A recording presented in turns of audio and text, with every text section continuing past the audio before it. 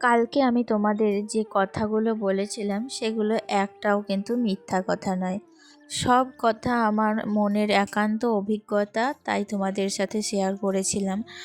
আর কি বলো তো, আমাদের ফ্যামিলিতে থাকতে গেলেই প্রত্যেকটা মেয়েকেই কিন্তু মানিয়ে নিতে হয়। তাই সংসারে অশান্তি ঝামেলা সব সময় হয়। তো কখনো কখনো কিন্তু নিজেকে শান্ত থেকে সবটা মানিয়ে নিতে হয়। তো কালকে আমার সাথে ঠিক এমনটাই হয়েছিল। সেই কারণেই, সেই দুঃখ থেকেই আমি তোমাদের সাথে আমার কষ্টটা শেয়ার করেছিলাম। আর আজকে কিন্তু এখন সব ঠিক আছে। আর এখন কিন্তু আমি ওই যে পরিবারে থাকতে গেলে মানিয়ে নিতে হয়, দোষ না থাকলেও নিজের দোষটাই কিন্তু স্বীকার করে নিতে হয় পরিবারের শান্তির জন্য। তো সেই কারণেই সবটা মানিয়ে নিয়ে আবারও শুরু করেছি আজকের সকাল। আসলে কি বলো তো, মেয়েরা না কোনো দিনই স্বাধীন হতে পারবে না। আজ একবিংশ শতাব্দীতে এসেও আমরা মেয়েরা কিন্তু স্বাধীন নই, আমরা কিন্তু এখনও পরাধীন। কেন জানো তো? কারণ আমরা মেয়েরা বিয়ের আগে যখন স্কুল কলেজ টিউশনি করতাম, তখন কিন্তু বাবার পরাধীনতায় একদিনও স্বাধীনভাবে ঘোরাফেরা, মানে নিজের মনের ইচ্ছাটা প্রকাশ করতে পারতাম না। তারপর এই যে এসেছি শ্বশুরবাড়ি নামক একটা জেলখানা। এটা হচ্ছে বিয়ের পরের জেলখানা। এটা হচ্ছে মানে সব থেকে কষ্টকর একটা জীবন। তো আমাদের মতো মেয়েরা যারা অনেক জায়গায় অনেকভাবেই নির্যাতিতা, তো তাদের জন্য আমি এই কথাগুলো বলছি। কারণ কি বলতো, অনেক জায়গায় দেখেছি শ্বশুরবাড়ি থেকে বাড়ির বৌদিকে নাকি বেরোতেই দেয় না, তারা সারাদিন বাড়ির মধ্যে থাকবে। তাদের মনের কথা বোঝার মতো কেউ তো থাকেই না, উপরন্তু সেই মেয়েটা একাই। তো আমারই রিসেন্টলি দেখা আমার পাশের বাড়ির একটা বউ, তো জানো তো, তাকে না বাড়ি থেকে একদমই বেরোতে দেয় না। আর তার না কোনো পার্সোনাল কোনো মোবাইল নেই। তো তার মাঝে মধ্যে যখন মন খারাপ করে যে তার মায়ের সঙ্গে কথা বলবে, কিংবা বাবার বাড়ির কোনো বন্ধু বান্ধবী যাই হোক যার সঙ্গে কথা বলে মনে শান্তি পাবে, তো তাকে ফোন করে একটু ফোন করবে। তো তার শাশুড়ির কাছে একটা ছোট্ট ফোন আছে, কিন্তু সেই শাশুড়ি না ফোন দেয় না কখনোই তাকে করতে। এমনকি তার হাজব্যান্ড একটু কাজ করে, তো দিনের বেলায় ডিউটি থাকলে তো রাত্রিবেলা বাড়িতে থাকে, তো ফোন দেয় না। অপরন্তু দিনের বেলায় যখন চলে যায়, অপরন্তু তাকে ফোন করতেই দেওয়া হয় না। তো সেই মেয়েটা কী করে, যখন বাড়িতে কেউ থাকে না বা দুপুরবেলায় বাড়ির সবাই যখন ঘুমোয়, তখন মেয়েটা চুপি চুপি এসে পাশের বাড়ির একটু বয়স্ক কাকিমার কাছ থেকে ফোন নিয়ে গিয়ে একটুখানি কথা বলে, তখনই কিন্তু আবার ফেরত দিয়ে যায়। তো এইভাবেই কিন্তু সে জীবন চালায় অতি কষ্টে। তো এরকম মানসিকতা কেন সবারই জানি না, কারণ আমরাও তো একজন মেয়ে, তারাও একজন মেয়ে। তো মেয়ে হয়ে মেয়ের কষ্টটা কেন তারা বোঝে না, আমি ভেবে পাই না। আমাদের সমাজে এখনও কিন্তু মেয়েদের শত্রু মেয়েরাই। কারণ আমরা যে ফ্যামিলিতে আসি, সেই ফ্যামিলিতে যাদেরকে নিয়ে সংসার করি, বেশিরভাগই তো মেয়েরা থাকে। তো সেই শাশুড়ি ননদ যা সবাই কিন্তু মেয়ে, কিন্তু একটা মেয়ে আর একটা মেয়েকে দেখে এতটাই পরিমাণে হিংসা, এতটাই পরিমাণে জ্বালাবোধ করে যে সেই মেয়েটার মন বোঝা তো দূরে থাক, তাকে কিভাবে কষ্ট দেব, তাকে কিভাবে কষ্টে রাখবো, এটাই কিন্তু দিনরাত তারা কামনা করে চলে। যাই হোক, ভবিষ্যতে কি জানি না এর পরিবর্তন হবে কি না, কিন্তু এখন তো বর্তমান সমাজে এইগুলোই চলে আসছে। তো সব কিছু পিছনে ফেলে দিয়ে আবার সামনের দিকে এগিয়ে যাওয়ার জন্য মনটাকে শক্ত করেছি। আজকে দেখো সকালবেলা থেকে কিন্তু বেশ টুকিটাকি কাজ করা কমপ্লিট হয়ে গিয়েছে। আর এখন চলে এসেছি বেডরুমে, বেডরুমটাকে একটু মুছে নিচ্ছি। প্রতিদিনই যেটা করে থাকি, এটা তো আমার ডেলি কাজ, তোমরা জানো। আজকে হয় জানলা মুছি, তো কালকে দরজা মুছি, এরকমভাবে অল্প অল্প করে আমার প্রত্যেক দিন বেডরুমটাকে একটু একটু করে মোছামুছির কাজ আমি করি। কারণ এতে করে ভালো থাকে, আমার বেডরুমটা গোছানো থাকে, ধুলোবালি পড়ে না, সংসারটা পরিপাটি হয়ে থাকে। তো আমরা মেয়েরা কি জানো তো, সব সময় যেখানে মানে তরল পদার্থ, মানে যেখানেই যাই না কেন সেই জায়গাটাকে নিজের বলে আঁকড়ে ধরি, কিন্তু আসলে আমাদের মেয়েদের নিজেদের ঘর বলতে কিছুই হয় না। আমরা কিন্তু একটা মানে ঠুনকো সম্পর্কের ওপর ভিত্তি করে আমাদের সমস্ত পরিশ্রম, সমস্ত ধৈর্য ক্লান্তি সেখানে উজাড় করে দিই।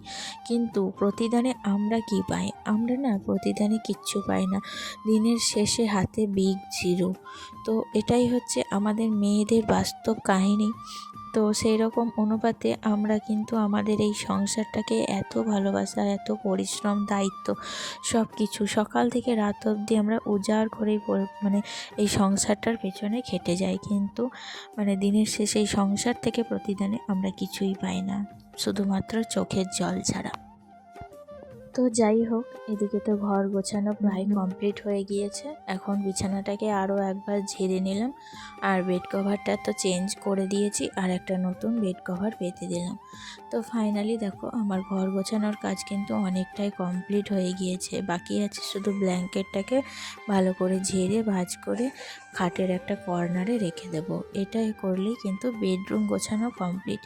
তো যাই হোক, একটা কাজ শেষ করে আর একটা কাজে কিন্তু ঢুকে পড়েছি। কালকে সন্ধেবেলায় অনেকটাই কিন্তু মুদিখানার দোকান নিয়ে এসেছিলো, তো দোকানগুলো না আমার কালকে আর একটুও ভরতে ইচ্ছা করছিল না, কারণ শরীরের দিক থেকে এবং মানসিক দিক থেকে আমি কিন্তু একটুও ভালো ছিলাম না। তাই এখন সকালবেলায় কিন্তু সমস্ত কাজ সেরে বসে পড়েছি মুদিখানার দোকানগুলো কৌটোর মধ্যে ভরে রাখতে। প্রত্যেকটা জিনিস যদি আলাদা আলাদা করে কৌটোর মধ্যে রেখে দেওয়া হয় তাহলে কিন্তু বুঝতে এবং ব্যবহার করতে অনেক সুবিধা হয়।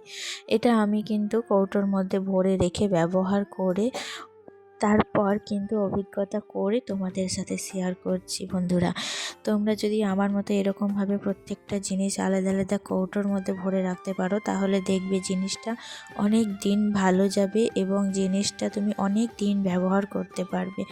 তো যাই হোক, এদিকে দেখো যে মশলার প্যাকেটগুলো একেবারেই গোটা, মানে গুঁড়ো মশলা কিন্তু গোটা প্যাকেট, তো সেই মশলার প্যাকেটগুলো আমি একটা বড় এখানে কন্টেনার নিয়েছি এবং সেই বড় কন্টেনারে সমস্ত মশলা যেমন হলুদ গুঁড়ো, লঙ্কা গুঁড়ো, লবণ, এগুলো কিন্তু আমি ওই কন্টেনারের মধ্যে রেখে দিলাম, যাতে ওই কন্টেনারটার হাত দিলেই আমি কিন্তু সমস্ত রকমের মশলা একসাথে পেতে পারি। তো দেখো, মানে এখানে তো সমস্ত মশলা আমার ঢালা কমপ্লিট হয়ে গিয়েছে। এখন মুখিগুলো লাগিয়ে যেটা যার জায়গায় সেখানে রেখে দেব। আর তা করতে করতেই কিন্তু এদিকে ছেলে চলে এসেছিলো স্কুল থেকে। তো এসে তো আমাকে মানে তক্ষণই জামা খুলে দাও এরকম একটা বায়না করছিল। তো দেখো এখন কিন্তু ওকে জামা খুলে দিচ্ছি। এখন কি হচ্ছে বলো তো, সকাল টাইমে স্কুলে যাচ্ছে তখন কিন্তু বেশ ঠান্ডাই লাগছে, আর স্কুলে গিয়ে দৌড়াদৌড়ি এটা ওটা করছে না, দিয়ে বাড়ি আসতে আসতে তখন কিন্তু ঘেমে যাচ্ছে। সেই কারণে কিন্তু এখন একটু একটু গরম লাগছে। তো জামাটা খুলে দিলাম, তারপরে কিন্তু খাটের মধ্যে দেখলে উঠে পড়লো, এখন ওখানে খেলাধুলা হবে। আর এদিকে টেবিলটাকে ভালো করে মুছে এখন আমি একটু ঘর বারান্দাগুলো ঝাড়ু দিয়ে নেব। আসলে দেখবে ঘর বারান্দাগুলো গোছানোর পর যদি একবার ঝাড়ু না দিই তাহলে কিন্তু মেঝেতে না বালি কিরকির করে। তো সেই কারণেই আমি ঘরগুলো পরিষ্কার করার পর মোছার পর কিন্তু আমি ভালো করে ঘর বারান্দাগুলো ঝাড়ু দিয়ে নিই, তাতে করে আবার আমার কিন্তু আরও একবার ঘরটা ডিপ ক্লিন বা পরিষ্কার হয়ে যায়। তো যাই হোক, এদিকে দেখো মানে অনেকগুলো মুদিখানার দোকান কিন্তু আমি মানে ঢাললাম, তো সেই কারণে কিন্তু বেশ কয়েকটা আমার এখানে ক্যারি ব্যাগ বেরিয়েছে। তো ক্যারি ব্যাগগুলো কিন্তু আমি গোটা হলে রেখেই দিতাম, এটা কিন্তু মানে একদম ছিঁড়া বা ফাটা বলতে পারো, তাই কারণে কিন্তু আমি একেবারে এগুলো বাইরে ফেলে দিচ্ছি ঝাড়ু দিয়ে। আর সামনে দেখছো কেমন রোদ বেরিয়েছে, এত রোদের তাপ না, মানে বাইরে যদি একটুখানি রোদের মধ্যে গিয়ে বসছি এত গরম ধরছে। আবার যখন বাড়ির ভিতরে চলে আসছি তখন কিন্তু ঠান্ডা লাগছে, আর এই ঠান্ডা গরম দুটোর মাঝখানে থেকে আমার এত পরিমাণে ঠান্ডা লেগে গিয়েছে। তো যাই হোক, কয়েকদিন তো গলা ব্যথা নিয়ে কথাই বলতে পারছিলাম না। এখন গলা ব্যথাটা যদিও বা ভালো হয়েছে, তবুও কাশিটা কিন্তু রয়েই গেছে, মানে গলা শুং শুং করে উঠছে তখনই কিন্তু প্রচুর পরিমাণে কাশি উঠে যাচ্ছে। তো সেই কারণে আমি না বাজার থেকে কয়েকটা ভিক্স চকলেটগুলো এনে রেখেছি, যখনই এরকম অসুবিধাটা বুঝতে পারছি তখনই কিন্তু গলার মধ্যে ওটা রেখে দিলে অনেকটা আরাম পাচ্ছি। আর এদিকে রান্নাটা বসিয়ে দিয়েছিলাম, আজকে রান্না করলাম মানে নতুন আলু আর কাঁচা টমেটো দিয়ে টক করেছি। তো মানে টক খেতে তো খুবই ভালো লাগে, সেই কারণে টকটা বারবার করি। কিন্তু আমার বাড়ির সবাই আবার টক খেতে পছন্দ করে না। এক দিন খুব ভালোভাবে খেয়ে নেয়, আবার পরের দিন কিন্তু একদমই পছন্দ করে না। তার সাথে করেছিলাম একটু বেগুন ভাজা। এই হলো আজকের রান্না। তো যাই হোক, এদিকে দেখো আমি গ্যাস ওভেনটা তারপরে মুছে নিচ্ছি। তো এবার তো ছেলেকে স্নান করাবো। ছেলেকে স্নান করিয়ে এখনও কিন্তু ওপরের ক্লিনিং আর ডাস্টিংয়ের কাজটা আমার বাকিই রয়ে গেছে। আর ছেলেকে স্নান করানোর পর এখন চলে এসেছি ওপরে। এইসব ক্লিনিং ডাস্টিংয়ের কাজগুলো ওপরেগুলোকে কমপ্লিট করে তারপর নিজে স্নান করব। আর আজকে ভাবছি একটু মাথাতে স্নান করব।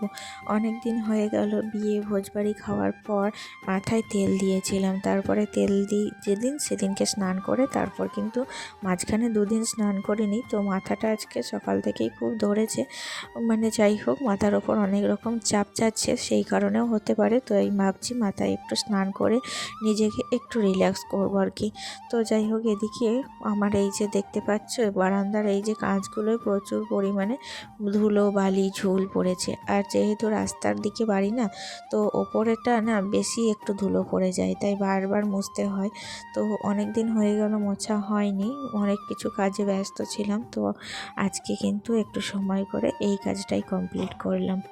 ওই যে আমি বললাম না যে প্রতিদিন কাজ করো, অল্প অল্প করে করো, তাহলেই কিন্তু হবে। মানে একদিনেই তোমাকে সবটা কমপ্লিট করতে হবে এমন কোনো মানে নেই। আর এদিকে দেখো সিঁড়ির গ্রিলগুলো, তো এগুলো আমি প্রায়শই মুছে থাকি, মানে সপ্তাহে 3 থেকে 4 দিন কিন্তু এইগুলো আমি মুছে থাকি। তো এটার একটা দারুণ টোটকা জানো, মানে যদি পাউডার দিয়ে এগুলো মুছতে পারো, যে কোনো পাউডার দিয়ে যদি তুমি এই গ্রিলগুলো মুছো তো দারুণ চকচক করবে। তো আর গ্রিলগুলো অনেক দিন টিকসই হবে বন্ধুরা। তো আমার এই টোটকাটা তোমরা ইউজ করে দেখতে পারো, আশা করছি তোমাদের লাভবান হবে, তোমরা উপকৃত হবে আমার এই ভিডিও থেকে। আজকের মতো তাহলে এখান থেকেই বিদায় জানাচ্ছি বন্ধুরা, দেখা হচ্ছে নেক্সট ব্লগে। আজকের ব্লগটি কেমন লাগলো কমেন্টে জানিও, ভালোবাসা দিও।